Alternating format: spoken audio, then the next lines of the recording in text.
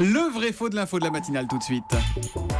Le vrai faux de l'info avec vous, Géraldine Vosner. Et cette belle satisfaction affichée hier par Manuel Valls devant les chiffres du chômage pour juillet, il s'en est réjoui chez nos confrères de BFM TV pour le Premier ministre. L'embellie est enfin là.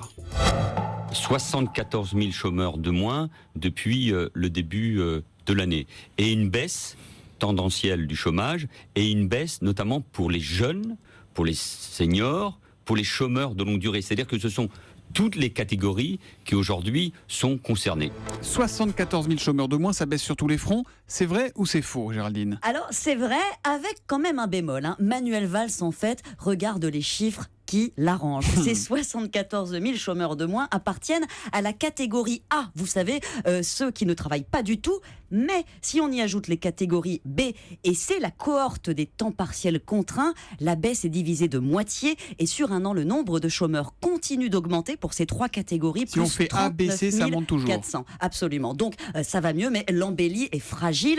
Et particulièrement pour les seniors. Seuls 3 000 d'entre eux ont retrouvé du travail le mois dernier. Sur un an, leur situation se dégrade, comme celle des chômeurs de longue durée, plus 6% depuis l'année dernière. Donc parler de tendance favorable pour ces catégories, c'est quand même prématuré. D'autant plus, Géraldine, qu'un mieux sur le chômage ne traduit pas forcément un mieux sur le plan économique. Non, et ce qui frappe quand on regarde ces chiffres, c'est le report d'une catégorie sur l'autre. Ça baisse chez les A, mais ça explose dans les catégories D et E. Or, c'est quoi ces catégories ? D, ce sont les formations, et E, les contrats aidés. Donc, sur un an, elles augmentent respectivement de 10,7 et de 7%. Certains accusent le gouvernement de pousser les formations pour baisser artificiellement. C'est François voulu. Hollande a dit au début de l'année, je vais faire 500 000 chômeurs en formation, comme ça ils sortiront des catégories A, B et C, et ça me fera des bons chiffres à la fin de l'année.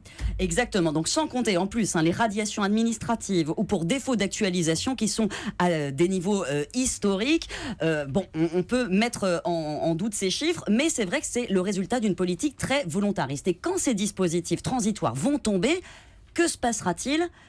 C'est l'inconnu. Il faut qu'une vraie reprise, la croissance prenne le relais. Et là, les indicateurs sont pas formidables, Axel. Oui, nous on fera 1,5 cette année, pas 1,7. Oui. Voilà, l'économie n'a créé que 24 000 emplois au deuxième trimestre, c'est quand même nettement moins qu'au premier. Ouais, et on sait ce qui se passera quand même quand ça tombera, c'est que l'élection présidentielle sera déjà passée. Ça, c'est un fait. Voilà le vrai faux de l'info de la matinale.